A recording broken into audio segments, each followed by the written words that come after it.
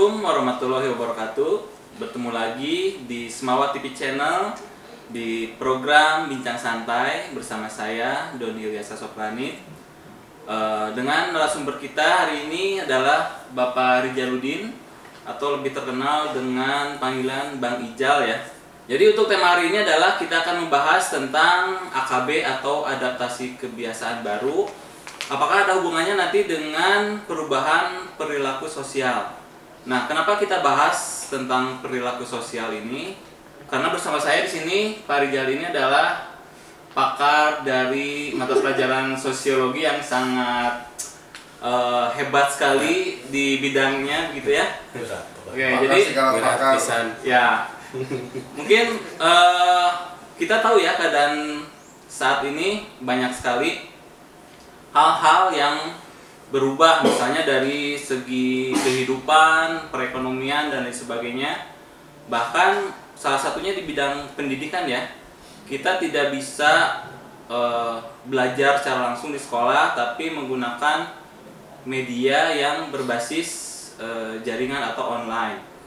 Nah, mungkin untuk hal yang lainnya kita akan bicarakan dengan pakar ilmu sosial di sini. Pelajaran sosiologi ya, Pak Rijal ini ahli sosial.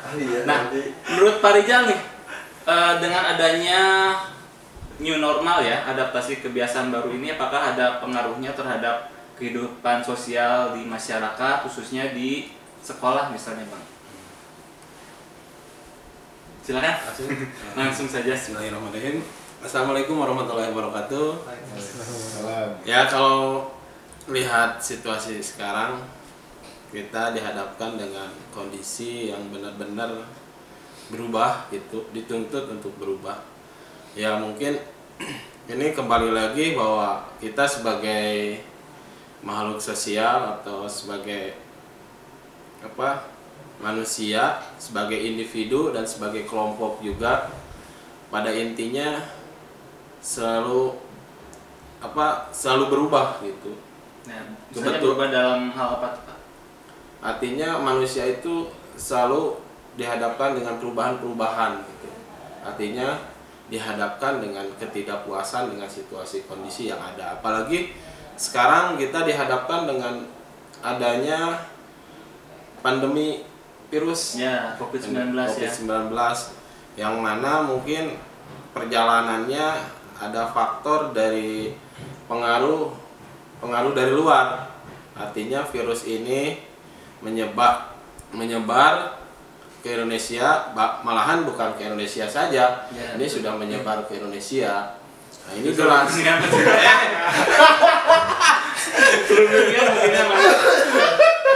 Lanjut.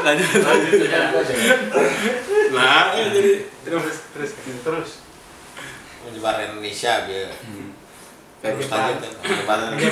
Ini bukan virus ini bukan hanya di Indonesia saja, mungkin sudah menyebar ke seluruh dunia.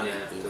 Makanya dampaknya sangat terasa, banyak perubahan juga dalam kehidupan sosial berubah, ekonomi juga berubah, politik juga berubah, pendidikan juga berubah. Nah, di sini mungkin menarik untuk dipelajari perubahan-perubahan ini. Apalagi ini dikaji secara ilmu sosial gitu.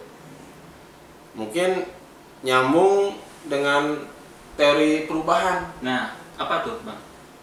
Nah, ini perubahan juga, banyak teori-teori perubahan. Cuman mungkin dilihat dari berbagai faktor. Di sini kalau adanya virus ini mungkin faktor dari luar. Ya, betul. Karena dilihat dari perjalanannya, virus ini mungkin asalnya dari Cina, kemudian menyebar ke seluruh dunia sampai ke Indonesia gitu. Sehingga tadi pengaruhnya banyak gitu, terjadi perubahan-perubahan sosial, perilaku, apalagi di dalam pendidikan jelas gitu, merubah kebiasaan yang ada, memunculkan kebiasaan yang baru. Nah, itu. Nah, mungkin yang Pak Rijal amati salah satunya di kehidupan sosial kita yang sangat terdampak dari COVID-19 ini, misalnya apa tuh? Kalau yang banyak kerasa ya mungkin pola perilaku yang berubah gitu. Artinya apalagi dengan adanya pembatasan adaptasi baru, jadi kita dituntut untuk menjaga jarak, kemudian menjaga kebersihan, kemudian dengan dengan memunculkan dengan adanya harus diwajibkan dengan pakai masker. Ya, mungkin dengan adanya pembatasan sosial ya, apakah menjadi masalah tidak menurut Pak Rijal? Ya, makanya masalahnya mungkin dari perubahan ini ada positifnya, ada negatifnya. Positifnya kita mungkin lebih bagaimana menyikapi dengan adanya pandemi virus ini dengan hal-hal yang positif gitu. Karena emang banyak yang berubah, tapi dengan perubahan ini manusia berpikir untuk bagaimana menyikapi biar lebih baik lagi gitu. Artinya menjaga kesehatannya, itu menjaga hidup sehatnya, kemudian menjaga sosialisasinya, artinya menjaga hubungan dengan jarak itu gitu. Jadi lebih terjaga gitu, baik dalam hubungannya, baik dalam hubungan dengan individu yang lain, dengan kelompok yang lain. Sekarang itu mungkin lebih hati-hati, lebih dibatasi, sehingga lebih terjaga perilakunya, mungkin sikapnya, kebiasaannya gitu, lebih banyak terjaga gitu dari pola perilaku. Tapi negatifnya mungkin ya banyak yang was-was juga, banyak dibatasi juga, yang biasanya hidup tidak ada aturan-aturan yang membatasi, kadang-kadang ya bebas dengan aturan, tapi kalau sekarang bebas juga dengan aturan yang ketat gitu. Artinya ya kita berusaha menyikapi setiap kejadian yang ada. Nah, kemudian yang berikutnya nih Bang, dari segi pendidikan mungkin Pak Rijal lebih merasakan dengan adanya pandemi ini, kemudian adanya kebiasaan baru di dalam bidang pendidikan yang Pak Rijal rasakan itu kira-kira bagaimana? Yang saya rasakan mungkin ya kita sebagai pendidik ya, mungkin harus lebih kreatif lagi, apalagi ya tadi positifnya. Jadi ketika ada suatu keadaan, justru manusia berpikir untuk lebih maju lagi. Akhirnya muncullah program-program baru untuk mengatasi persoalan pendidikan sekarang, karena mungkin dengan adanya virus ini otomatis kita tidak bisa tatap muka dalam proses pembelajaran. Artinya harus ada pembatasan. Makanya sekarang dengan adanya daring, artinya melalui internet, melalui program daring, otomatis ini ya sebagai pendidik, sebagai guru ya harus belajar mungkin mengikuti teknologi yang ada. Nah, ini positifnya. Jadi manusia dengan adanya kejadian sesuatu jadi justru berubah untuk lebih maju lagi menyikapi situasi kondisi yang ada gitu.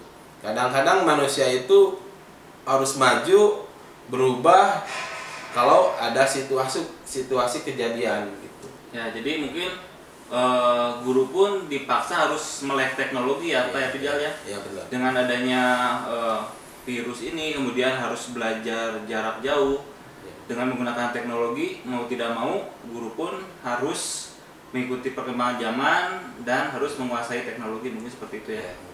Nah, pasti ada sisi positif dan negatif dalam setiap hal.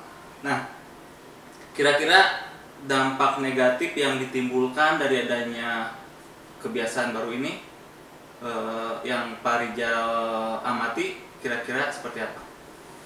Ya karena mungkin sekarang ini hubungannya tidak langsung, jadi dilihat kalau dari sosialnya mungkin interaksi di sini ya. Interaksi. Karena sekarang mungkin interaksinya dibatasi, otomatis mungkin negatifnya hubungannya kurang dekat. Nah itu. Nah ini yang jadi persoalannya yang saya amati gitu.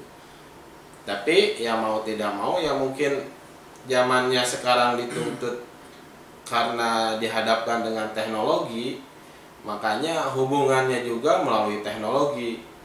Makanya wajar mungkin kurang ada kedekatan antara individu yang lain dengan individu yang lain, atau dengan yang kelompok lain dengan kelompok yang lain, karena dengan adanya pembatasan atau dengan adanya teknologi.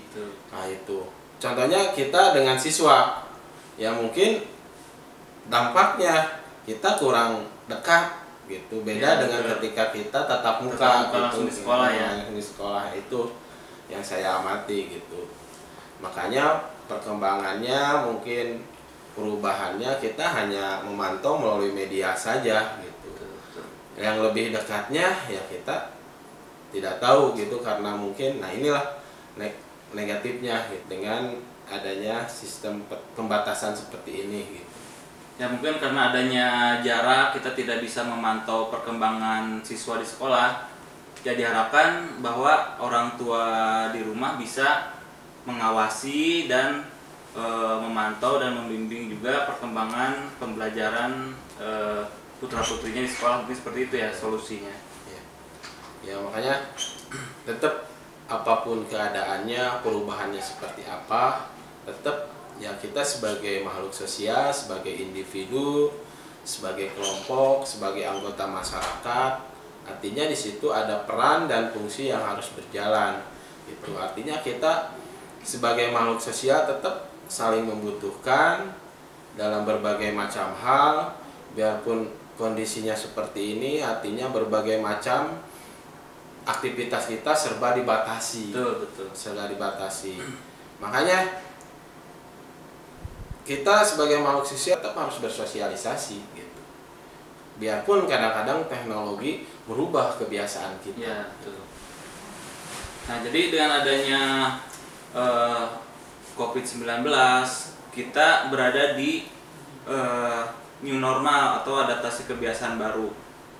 Kita tidak bisa menghindari adanya virus ini ya Bang ya. Jadi bagaimana kita caranya hidup berdampingan, tapi kita harus menjaga diri kita sendiri, keluarga kita, teman-teman kita dengan itu tadi ya, misalnya pembatasan sosial ya.